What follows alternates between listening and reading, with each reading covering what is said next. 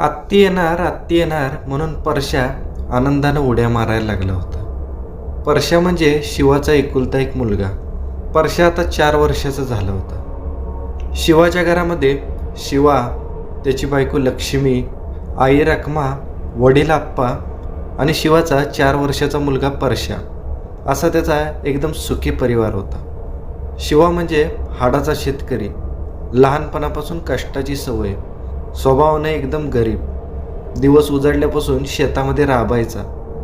आता त्या दिवशी शिवाची बहीण तायडी येणार होती म्हणून दुपारी 3 वाजताच रखमानं म्हणजे शिवाच्या आईनं शिवाला सांगितलं, शिवा, घरातलं दळण संपलंय, तेव्हा गावात जा आणि दळण दळून आण बाबा, घरात कसलंच पीठ नाही. तसं शिवा म्हणाला, ठीक आहे. तसं आता बाप बाहेर जाणार म्हणल्यानंतर बारका परश्या पण मागं लागला. तो पण रडायला लागला. मी पण अण्णासंग जाणार म्हणून तो जोरजोराने ओरडायला लागला. तसं लक्ष्मी म्हणाली, अहो घेऊन जावा की त्याला पण. शिवाची आई रखमा पण म्हणत होती, नको परश्याला पाठवायला, येताना अंधार पडला तर जागा पण चांगला नाही. पण परश्या मात्र कसलंच ऐकायला तयार नव्हता. तो जायचंच म्हणून ठाण मांडून बसला होता. शेवटी आता शिवाचा पण नाईलाज झाला. आईनं दिवसभर त्याची खेळून मळकट झालेली सगळी कापडं काढली आणि त्यातल्या त्यात जरा चांगली कापडं बघून त्याला घातली. त्याच्या त्या काळ्या तोंडावर तिनं फसाफसा पांढरी पावडर फासली आणि त्याच्या डोक्याला चपचपीत तेल लावलं.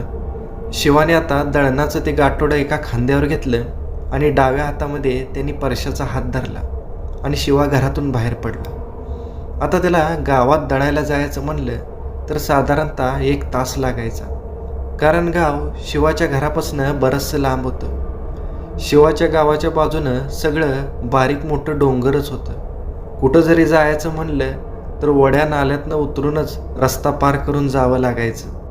तसंच आता त्याला गावात जाताना सुद्धा मध्ये लागणारा एक मोठा ओढा पार करून जायला लागायचं. आता शिवा परश्याला घेऊन हळूहळू पांदीच्या वाट्याने खाली खाली निघाला. पांदीतनं जसा शिवा खाली उतरत गेला तसं हळूहळू त्याला ओढ्याचा उतार लागला. तसं आता ते ओढ्याच्या पात्रामध्ये आले होते. त्या ओढ्याला 12 महिने पाणी असायचं आणि त्या ओढ्याला पाणी असल्यामुळं ओढा क्रॉस करण्यासाठी त्या पाण्याच्या मध्ये मोठमोठी दगडं टाकलेली होती आणि त्या दगडांवरनं कसरत करत करत प्रत्येकाला तो ओढा पार करायला लागायचा. परश्याला मात्र खूपच गंमत वाटायला लागली. ते खळखळ वाहणारं पाणी बघून परश्याला अजूनच आनंद झाला. आता जसे ते ओढ्यातून बाहेर पडले तसं शिवानं परश्याला त्याच्या उजव्या अंगाला ओढून घेतलं, कारण डाव्या अंगाला आता तळ आलेला होता. आता हे तळ म्हणजे काय ते मी तुम्हाला आधी सांगतो. ओढ्याच्या पलीकडच्या डाव्या बाजूला 5-6 वर्षापूर्वी एक नंदीवाल्याचं जोडपं राहायला आलं होतं आणि त्या दोघांनी तिथं तळ ठोकल्यामुळं त्या जागेला गावातली सगळीजण नंदीवाल्याचा तळ असं म्हणायचे. त्या कुटुंबामध्ये जो पुरुष होता त्या पुरुषाचं नाव होतं सर्जा आणि त्याच्या बायकोचं नाव होतं पुतळा. सर्जा तशा अंगकाठीने एकदम बारीक गडी. नंदीवाला असल्यामुळं तो दिवसभर त्याचा बैल सजवून गावातली घरोघरं पालतं घालायचं आणि त्याच्यासोबत त्याची बायको पुतळा पण असायची. पण हळूहळू सर्जाला कसला तरी आजार जडला आणि तो जाग्यावर बसला. तेव्हापासून पुतळा जाता तो नंदीवाला बैल घेऊन सगळ्या गावातनं फिरायला लागली.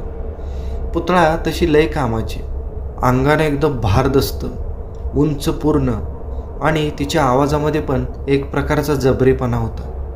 ती जरी बाई असली तरी तिचं वागणं मात्र पुरुषासारखं होतं. गावातल्या कुठल्यासुद्धा गड्याला तंबाखू मागून खायला ती कधीच लाजत नव्हती, पण रंगानं मात्र एकदम काळी सावळी आणि त्यातच ती आपल्या अंगावर अंग भरून चांदीचे दागिने घालायची आणि त्यात तिचा तो विचित्र अवतार आणि तिचं ते जबरी बोलणं ऐकून गावात ती बारकी पोरं मात्र तिला खूपच घाबरायची. पण एक दिवस अचानक त्या आजारपणामध्ये सर्जा गेला, पण पुतळा खचली नव्हती. ती सगळं व्यवस्थितपणे पार पाडत होती. पण आता किती जरी केलं तरी पुतळा ही बाई माणूस आणि जगायला आलेलं एकटं बाई माणूस जर गावामध्ये राहत असेल तर गाव तिच्याकडं कोणत्या नजरेने बघत असेल हे काय तुम्हाला वेगळं सांगायची गरज नाही. तसंच काहीसं पुतळाच्या बाबतीत पण घडलं होतं. तिला गावातली बरीच पुरुष मंडळी आता त्रास द्यायला लागली होती आणि एक दिवस अचानक सकाळ सकाळीच ओढ्याच्या पलीकडून गलका आला. सगळ्या लोकांनी ओढ्याकडे धाव घेतली आणि बघतेत तर काय, जिथं त्या नंदीवाल्याचं कुटुंब राहत होतं त्याच्या मागच असणाऱ्या पिंपळाच्या मोठ्या झाडाला पुतळानं फास घेतला होता. आता त्यानंतर बऱ्याचशा अफवा उठल्या. कुणी म्हणत होतं की पुतळानं वैतागून फास घेतला, तर कुणी म्हणत होतं तिचे गावातल्या कुणाबरोबर तरी विवाहबाह्य संबंध असल्यामुळं त्यातनंच तिचा अशा प्रकारे खून करण्यात आला. आता खरं काय आणि खोटं काय हे तिला आणि देवालाच माहिती, पण तिचा जीव मात्र गेला. आणि त्या दिवसापासून ती जागा झपाटलेली जागा म्हणून ओळखली जाऊ लागली. कारण त्या जागेवरून जाताना बऱ्याच जणांना पुतळाच्या तिथल्या अस्तित्वाचा अनुभव आला होता. काय जणांनी आमुषा पौर्णिमेच्या रात्री तिथं पुतळाला बघितल्याचं सांगितलं होतं. ती कधी कुणाला तंबाखू मागायची, तर कुणी तिला तिथं तो नंदीवाला बैल घेऊन फिरताना बघितल्याचं पण सांगितलं होतं. बऱ्याच लोकांनी ओढ्याच्या पलीकडच्या तळावरून बैलाच्या गळ्यातल्या घंटीचा आवाज आणि पुतळाच्या खोकण्याचा आवाज पण ऐकल्याचं सांगितलं होतं. आणि या ऐकलेल्या गोष्टी शिवाच्या डोक्यामध्ये पण चांगल्या प्रकारे होत्या. आणि जाताना पण शिवाला त्याच्या आईनं म्हणजे रखमानं ह्याच्यासाठीच सांगितलं होतं की तुझ्या बारक्या पोराला तिकडे घेऊन जाऊ नको म्हणून. त्यासाठी शिवानं परशाला त्याच्या उजव्या बाजूला ओढलं आणि तो हळूहळू पुढं चालायला लागला. त्याला आता गावात पोचेपर्यंत 5 वाजले होते. आता तो गिरणीत पोचला तेवढ्यात अचानक गावातली लाईट गेली. आता शिवाला थांबण्याशिवाय आणि लाईटची वाट बघण्याशिवाय पर्याय नव्हता. बघत बघत तास 1.5 तास गेला आणि साधारणतः 5:30 वाजता लाईट आली. पण लाईट आल्यानंतर शिवाच्या आधी ज्यांचे नंबर होते त्यांची दळणं गिरण मालकानं आधी घेतली आणि साधारणतः 6 वाजता शिवाचं दळण त्यानं आपल्या गिरणीमध्ये ओतलं. 6:30 वाजता शिवाचं सगळं दळण दळून झाल्यानंतर शिवा ते दळण आपल्या खांद्यावर घेऊन आपल्या घराकडे निघाला. आता त्यावेळी थंडीचे दिवस चालू होते आणि तुम्हाला माहीतच आहे थंडीच्या दिवसामध्ये दिवस लहान असतो आणि रात्र मोठी असते. त्याच्यामुळं लवकरच अंधारून येत होतं. आणि 6:30 वाजता ज्यावेळी शिवा ते दळण घेऊन आपल्या घराकडे निघाला त्यावेळी आता अंधार पडायला लागला होता. पण शेवटी जे नको व्हायचं होतं तेच झालं. शिवाच्या खांद्यावर दळण होतं आणि परशा काही पटापट चालत नव्हता. आणि ओढ्याच्या अलीकडे येईपर्यंतच चांगला अंधार दाटून आला. पुढचं काही शिवाला दिसेना. बघत बघत शिवा गावाच्या ओढ्याजवळ आला आणि जसं तो ओढ्याजवळ आला तसं त्याच्या अंगावर भीतीने एक शहारा आला. कारण आता तो नंदीवाल्याचा तळ पण जवळ आला होता. आणि थोडं अंतर पुढं गेलं की त्याच्या उजव्या हातालाच त्या नंदीवाल्याचा तो तळ होता. आणि त्याच्याच बाजूला ते पिंपळाचं मोठं झाड होतं ज्या झाडावर पुतळाबाईनं फास घेतला होता. आता शिवा लगबगीनं तिकडं बघायचं टाळत आपला रस्ता कापायचा प्रयत्न करायला लागला. पण जसं तो त्या तळाजवळ पोचला तसं त्याला काय झालं काय माहिती आणि त्याचं भान हरपल्यासारखं झालं. त्याच्या हातातून आपोआप परशाचा हात सुटला आणि तो त्याच्याच तंद्रीत पुढं चालायला लागला. इकडं बाप पुढं गेल्यामुळं परशा पण कावराबावरा झाला. तो जाग्यावर थांबून शिवाला हाक मारायला लागला. पण शिवाचं मात्र त्याच्या बोलण्याकडे लक्षच नव्हतं. आता परशा चांगलाच घाबरला होता आणि तो रडकुंडीला आलेला होता. तेवढ्यात परशाला मागून कुणीतरी हाक मारली, परश्या. तसं परशानं दचकून मागं बघितलं पण मागं कुणीच नव्हतं. तो आवाज मात्र एकदम कर्णकर्कश होता. त्या आवाजानं परशा अजूनच घाबरला. तेवढ्यात आता परशाला त्याच्या आईच्या आवाजामध्ये कुणीतरी हाक मारली आणि तो आवाज परशाच्या मागून येत होता. आता शेवटी ते एक 4 वर्षाचं मूलच होतं. आईचा आवाज ऐकून त्यानं झटकन मागं वळून बघितलं. तसं त्याला मागं एक काळी आकृती दिसली. ती एका बाईचीच आकृती होती. क्षणभर परशाला वाटलं की ती त्याची आईच आहे आणि जीवाच्या आकांतानं तो त्या बाईच्या आकृतीकडे पळत सुटला. आणि जसं तो त्या आकृतीच्या जवळ गेला तसं त्याला जाणवलं की ही त्याची आई नाही, हे दुसरंच काहीतरी आहे. कारण ती आकृती खूपच उंच होती. आणि हळूहळू जसं त्या आकृतीनं आपला चेहरा वर केला तसं परशाला त्या बाईचा चेहरा दिसला. त्या बाईचा चेहरा खूपच विद्रूप होता. तिच्या काळ्या चेहऱ्यावर तिचे पांढरे पांढरे डोळे खूपच विचित्र दिसत होते. त्या डोळ्यामध्ये बुब्बुळं नव्हती. तिच्या अंगावर सगळे चांदीचे दागिने होते. अंगावर फाटकी साडी होती. आणि ज्यावेळी ती विचित्रपणे हसायला लागली त्यावेळी तिचे ते लाल भडक दात बघून परशा चांगलाच घाबरला. पण तो भीतीने गोटून गेल्यामुळं तो काहीच करू शकत नव्हता. तेवढ्यात अचानक त्या बाईच्या मागून त्याला बैलाच्या गळ्यातली घंटा ऐकू आली. तसं त्या बाईच्या मागून एक बैल पुढं आला आणि तो पण आता परशाकडे बघायला लागला. त्या बाईनं आता आपला एक हात वर उचलला आणि तिनं तो हात परशाच्या डोक्यावर ठेवला. तिच्या हातात कोपरापर्यंत घातलेल्या बांगड्या चांगल्याच किनकिनायला लागल्या होत्या आणि त्याबरोबर ती आपल्या पायाची पण हालचाल करायला लागली. त्याबरोबर तिच्या पैंजणाचा आवाज पण त्या बांगड्याच्या आवाजासोबत यायला लागला. परशाला तिच्यासोबत काय होते तेच कळत नव्हतं आणि अचानक तिची शुद्ध हरपली आणि तो धाडकन खाली पडला. तेवढ्यात अचानक शिवा पण भानावर आला आणि त्यानं झटकन आपल्या डाव्या हाताकडे बघितलं तर परशा तिथं नव्हताच. त्यानं खांद्यावरचं दळण तिथंच फेकून दिलं आणि तो मागं परशाला शोधण्यासाठी पळाला. त्या तळापासून तो बराचसा पुढं ओढ्यापर्यंत आलेला होता. तो आता पुन्हा मागं त्या तळापर्यंत गेला आणि त्या ठिकाणी जाऊन तो परशाची शोधाशोध करायला लागला. तेवढ्यात अचानक त्या पिंपळाच्या झाडाखाली त्याला परशा झोपलेला दिसला. तो परशाजवळ गेला आणि त्याला उठवायचा प्रयत्न करायला लागला, पण परशा मात्र उठत नव्हता. तसं त्यानं पिशवीतल्या बाटलीतलं थोडंसं पाणी आपल्या हातामध्ये घेतलं आणि ते परशाच्या तोंडावर शिपडलं. तसं परशा एकदम दचकन जागा झाला आणि तो डोळे चोळत उठला. पुन्हा शिवानं परशाला उचलून घेतलं आणि तो पुन्हा ते दळण घेऊन आपल्या घराच्या दिशेने चालायला लागला. 15 मिनिटांमध्ये तो आता घरी पण पोचला. शिवाला कळत नव्हतं की मगाशी त्याच्याबरोबर काय झालं होतं. परशा त्याच्या हातातून कसा सटकून गेला आणि तो त्या पिंपळीच्या झाडाखाली काय करत होता. आता या सगळ्या गोष्टी खूपच विचित्र होत्या, पण या जर आपण घरात सांगितल्या तर घरातली लोक उगीचच काळजी करत बसतील. म्हणून शिवानं यातली कोणतीच गोष्ट घरात सांगितली नाही. रात्रीची सगळी जेवणं वगैरे झाली आणि सगळेजण रात्री झोपायला गेले आणि अचानक रात्री 10-10:30 वाजता लक्ष्मी बाहेर आली. तसा शिवा दचकून उठला आणि लक्ष्मी शिवाला सांगायला लागली, अहो परशाचं अंग इस्तवासारखं तापलंय, त्याला किती ताप भरलाय बघा की, येड्यावानी करायला लागलाय, काय पण बडबडायला लागलाय. तसा शिवा उठला आणि लगबगीनं आतमध्ये गेला. कालव्यामुळं रखमा आणि आप्पा पण जागे झाले होते.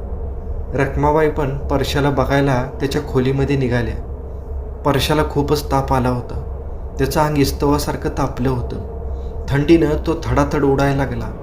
अंगावर 3-3 रगा टाकल्या तरी त्याची थंड कमी होत नव्हती आणि तो आता वेड्यासारखं बरळायला लागला होता. मधूनच तो अशीच एक विचित्र गोष्ट बोलला आणि रखमाबाईच्या पायाखालची जमीनच सरकली.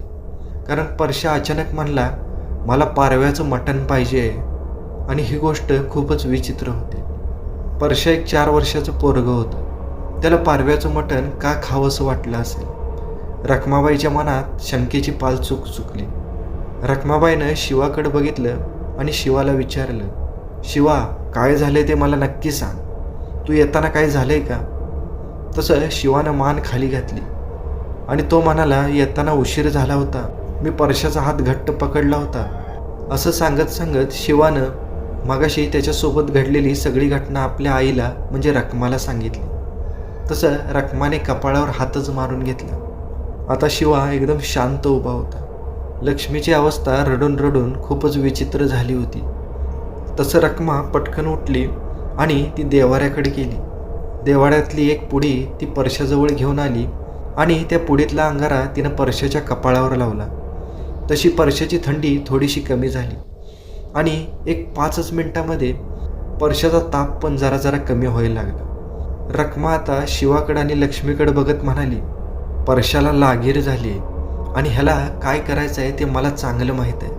उद्या शनिवार आहे, आजची रात कशी तरी काढा. आई अशी म्हणली. तसं लक्ष्मी आणि शिवाचा जीव भांड्यामध्ये पडला. सकाळी फटफटायला सगळीच जागी झाली.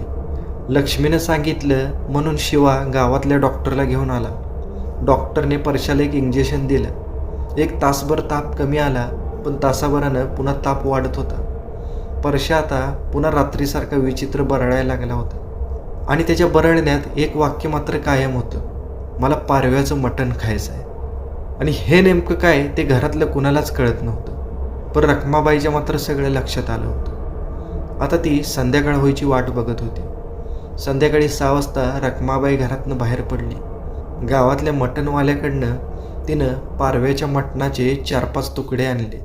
घरी आल्या आल्या तिनं चुलीत 4 लाकडं सारली त्याच्यावर भगुनं ठेवलं आणि त्यात ते मटणाचे तुकडे टाकून ती ते मटण शिजवायला लागली.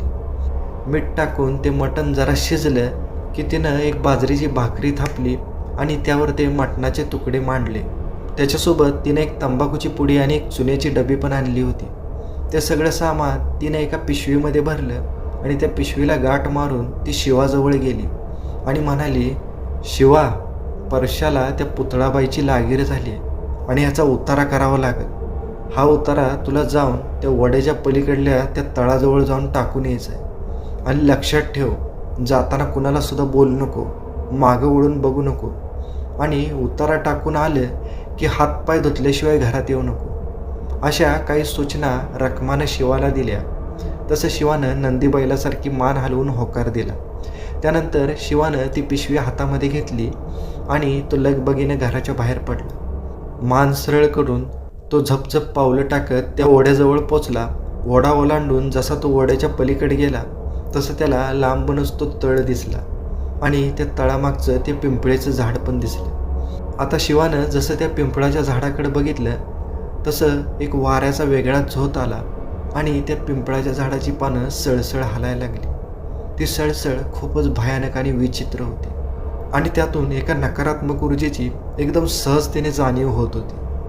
शिवानं ती आपल्या हातातली उतार्याची पिशवी त्या पिंपळाच्या दिशेने फेकली आणि त्याने पुन्हा आपली मान मागच्या बाजूला वळवली. आता तो कुठेही न थांबता आपल्या घराजवळ आला.